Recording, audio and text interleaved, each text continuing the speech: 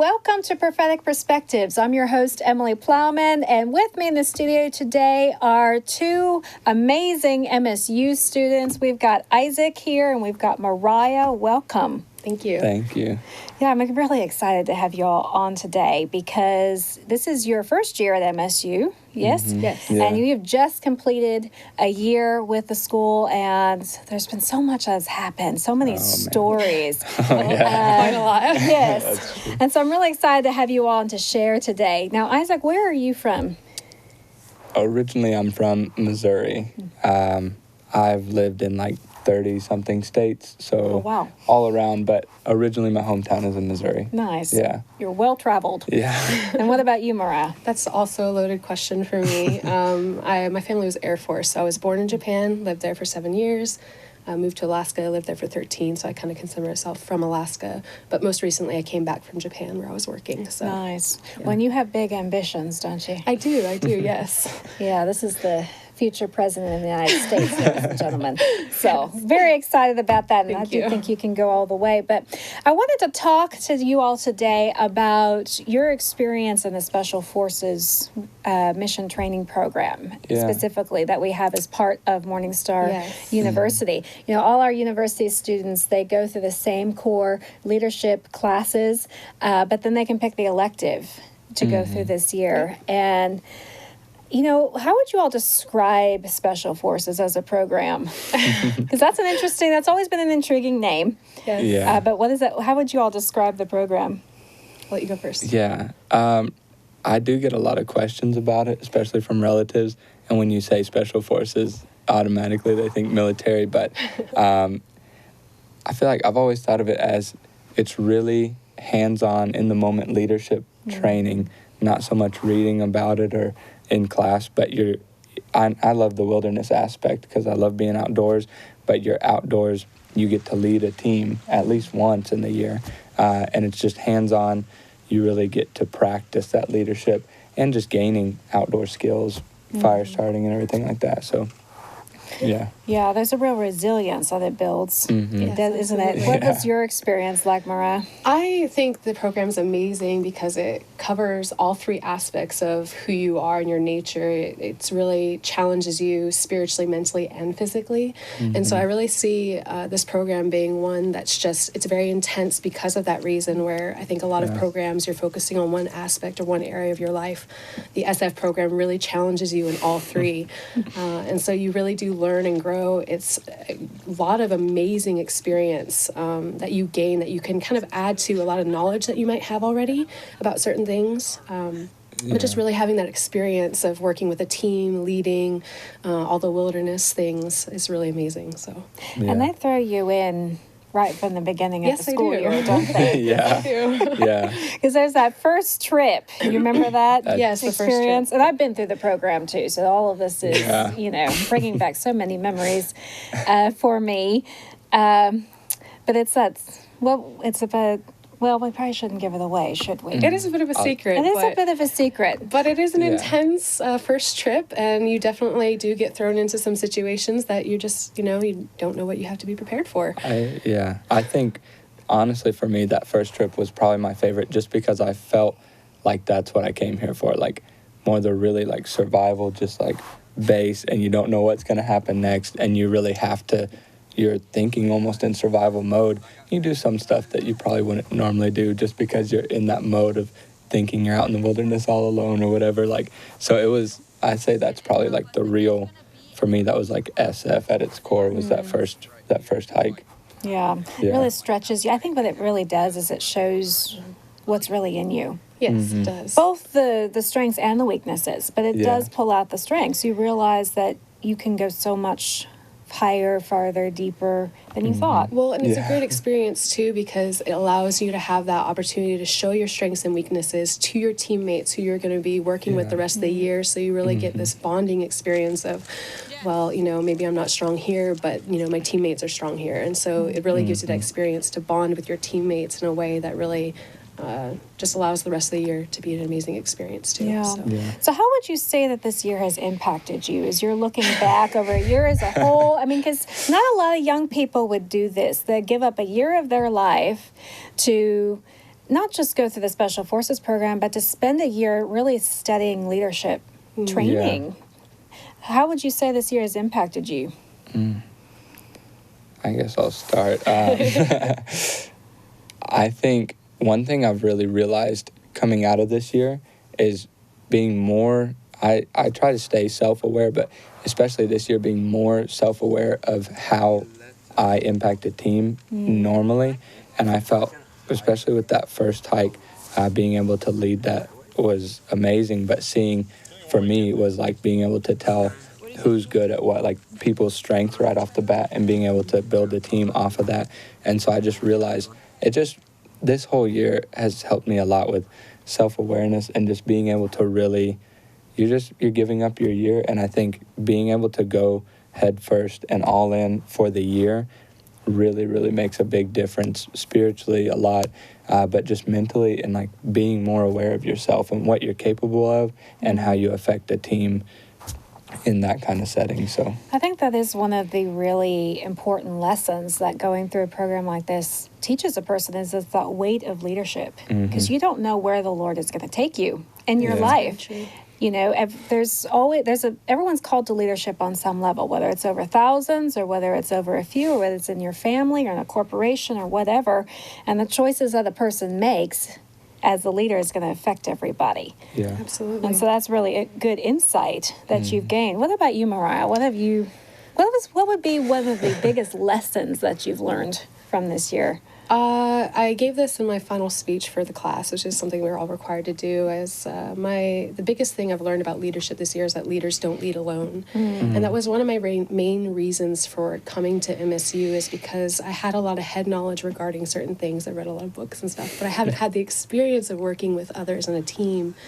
And I think that's probably the biggest thing, is just that's the experience that I really wanted to gain. And you know, coming here, you do take a year out of your life. It is kind of a sacrifice, but I really felt like the Holy Spirit told me that for each month I was here in this school, I gained a year of experience and a year of learning, which I think is so worth it in the long run. You know, I do have my plans, and I do have things that I want to do in the future, and I know that this is lining up exactly with the things that I need to learn for that. So it gets, and that raises an important point, because leadership really can't be learned by reading a book.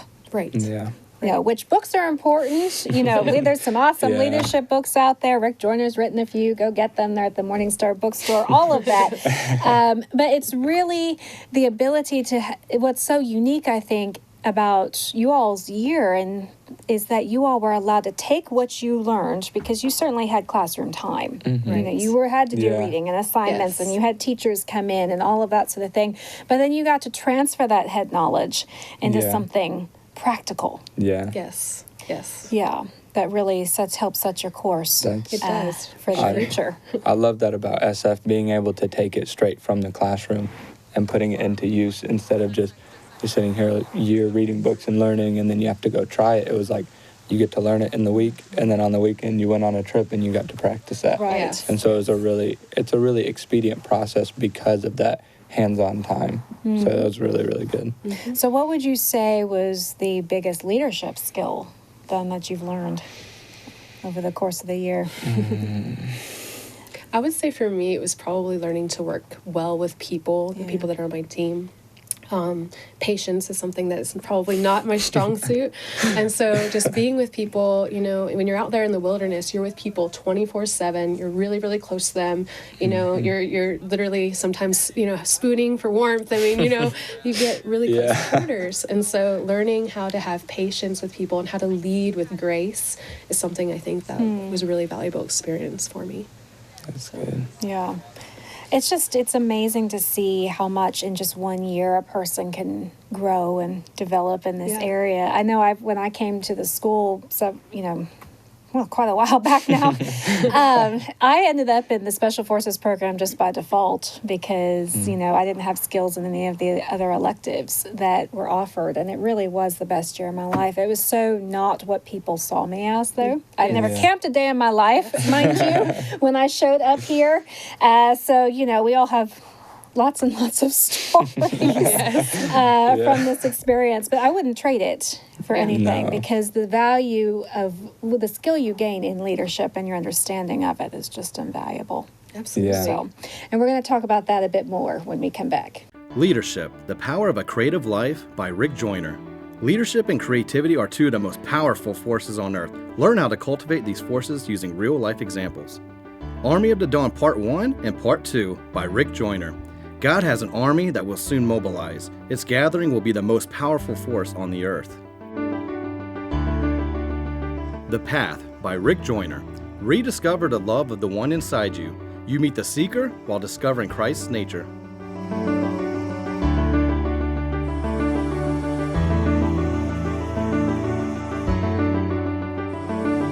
These 4 products retail for $74.96. Get them in our leadership special for only $55 plus free shipping on domestic orders.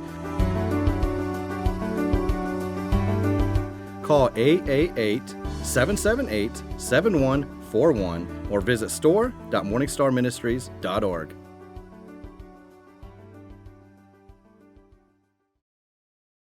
Keep going. There's going to be times when you want to quit. There's going to be times when you're telling yourself you can't do this. You've got to learn to dig deeper, talk to yourself positively.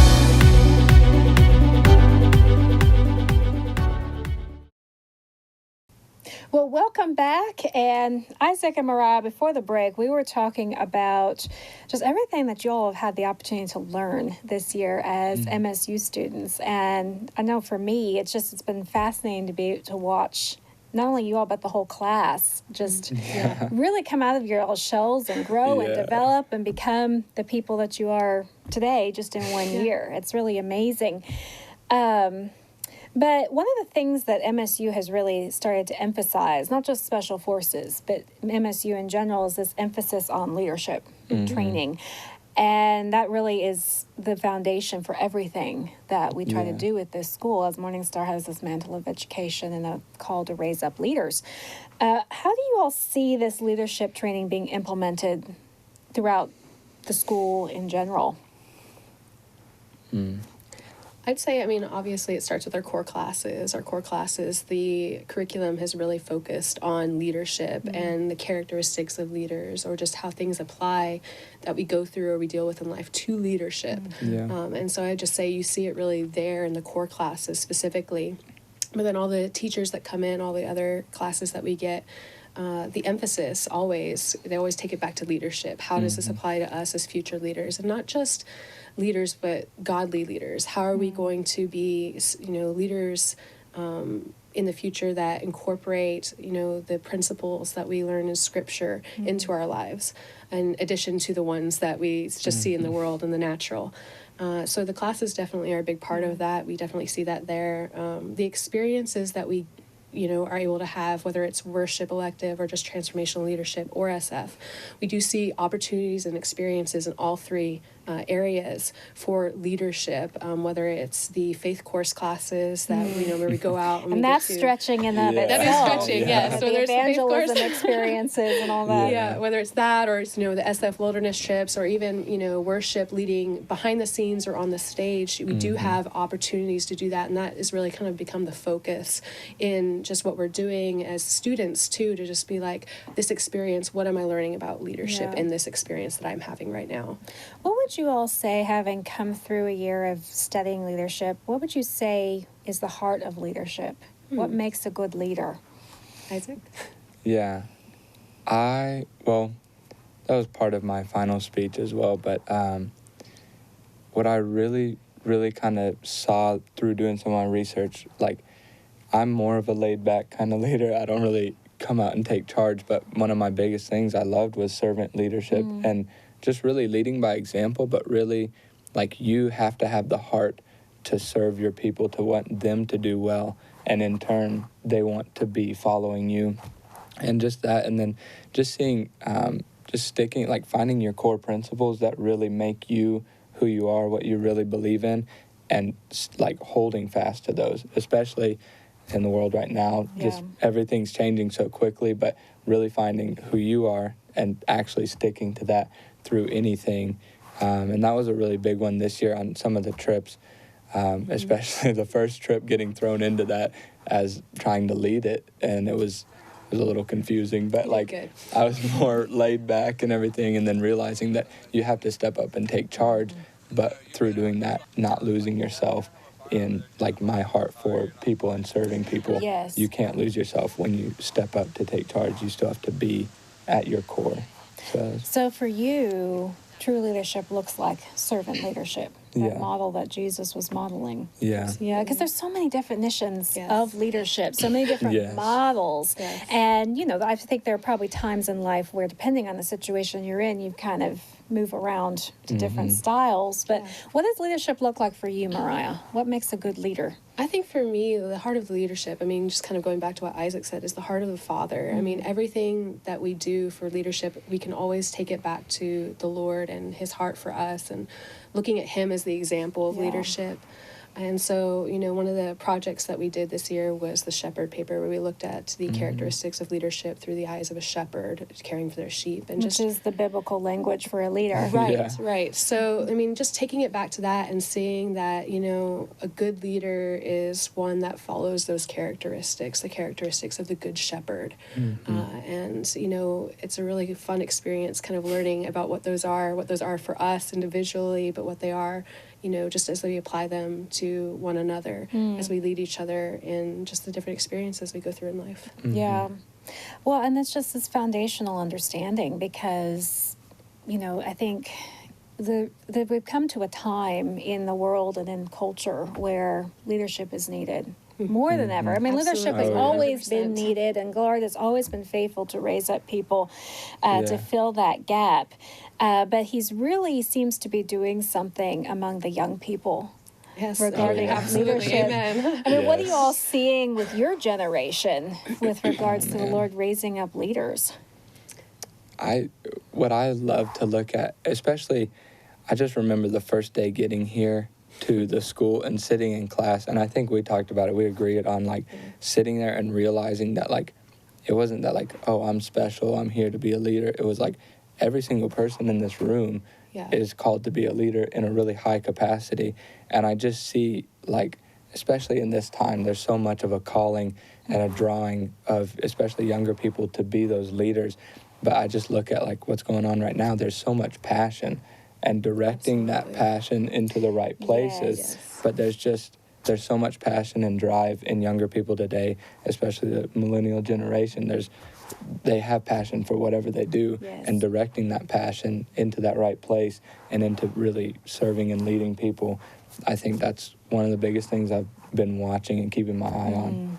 So, yeah. I would agree with you. I think that it's really, really amazing to look at the generation that we have right now that we're part of. And, you know, there's a lot of complaints about our generation, and rightly so, I think, in a lot of ways. But I love to look at their potential and the potential that we see, so much zeal for things, so much passion, like Isaac was saying. And, you know, all these areas where we see problems or, you know, just areas of weakness or, you know, things like that, I think are just the enemy's way of taking their strengths and the things that they're supposed to be good at and turning them around. So where we see all these, especially these social issues coming up, they're really big issues. You know, we want that brother and sisterhood. So when we see issues, you know, just in, you know, society today, you know, with either abortion or homosexuality or just any of those things, I think that honestly, we have an entire generation of young people who are all out and zealous for the things that they see and that they're passionate for, and we just need to show them what the answer is. And I really feel like we're going to see a generation of people come up who, you know, maybe right now they don't look the best, like they're in the best shape, but, you know, I think we're the forerunners. I think we're starting to see some of that. We see that in our class today, that, you know, we do have a lot of strengths and we have a lot of good to accomplish in this life, and we do have leaders that are rising. So it is really exciting to be part of this generation. It really is. And I agree with you. I see so much potential. Yes. When I look at your class, when I look at, you know, what you all represent. And, you know, you mentioned how you feel like the core strengths of you guys' generation is what the devil's trying to turn into a weakness. What would you say the core strengths are? I know you've mentioned passion, but what's some of that? What does this generation look like as leaders? I think we have an incredible capacity for unity. I think what we see with the division that's coming, whether it be through race or, you know, even just a desire for that brother and sisterhood, which I think is really some of the core issue from, you know, the homosexual agenda. I think that we see an incredible opportunity for unity in a capacity that the world has yet to know. And I think that unity is one of the callings that we have, and that's something that we've seen in our class. I think probably that's probably our greatest strength in our class this year has been our unity, and just the beauty of that, and just seeing that kind of come out and like, this is what this could look like. I would definitely say that's one of our strengths. I totally agree with that. Even in like the split between, like, even if there's racial tension or something, even in that split, there's so much unity on each side. And just being able to, like, I mean, we realized off the bat just how our class just meshed so quickly, so well.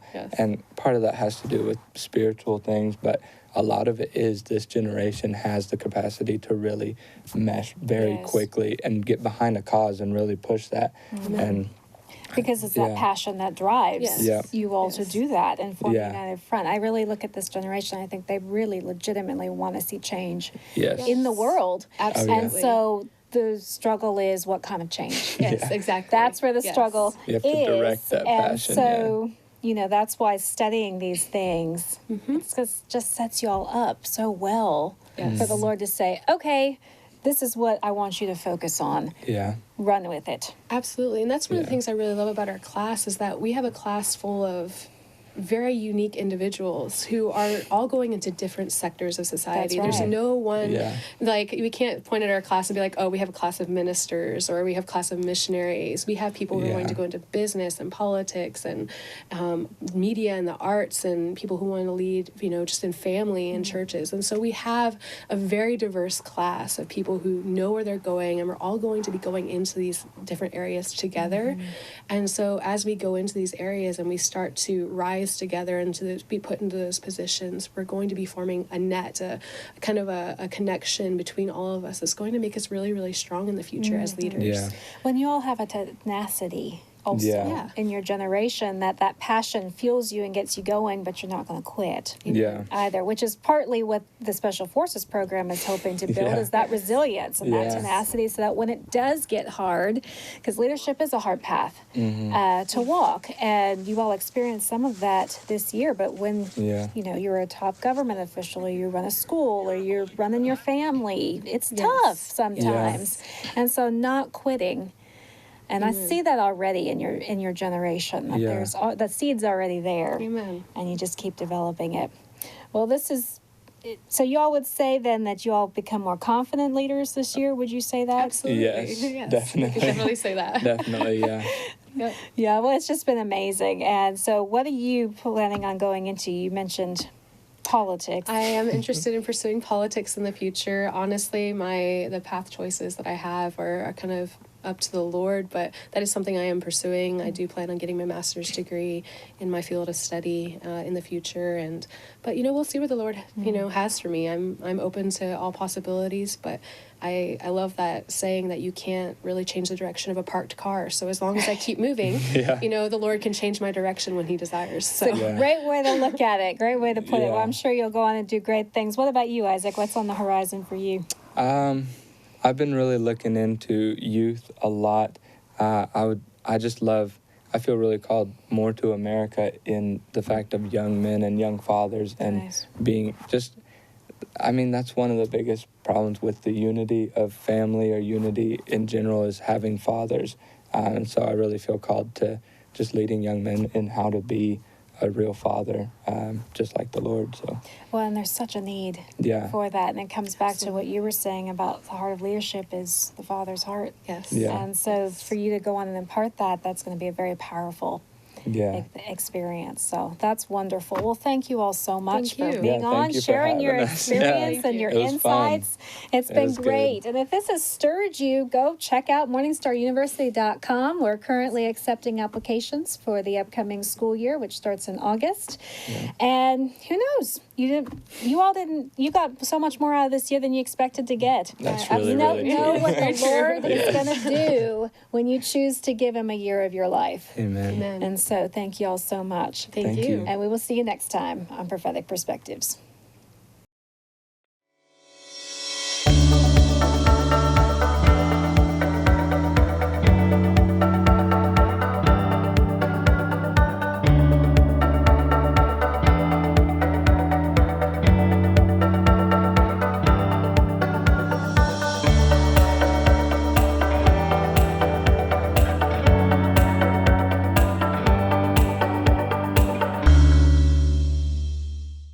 Leadership, The Power of a Creative Life by Rick Joyner.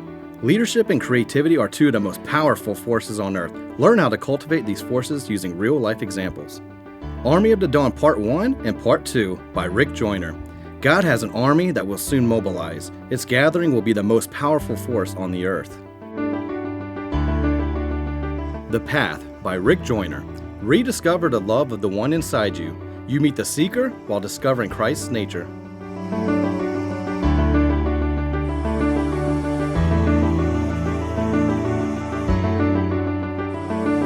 These 4 products retail for $74.96. Get them in our leadership special for only $55 plus free shipping on domestic orders. Call 888-778-7141 or visit store.morningstarministries.org.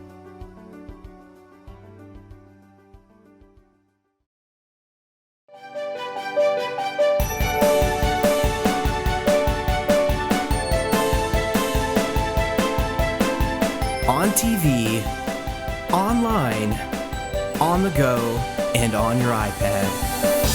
Tune into Prophetic Perspectives with Rick Joyner, always available on MorningStarTV.com.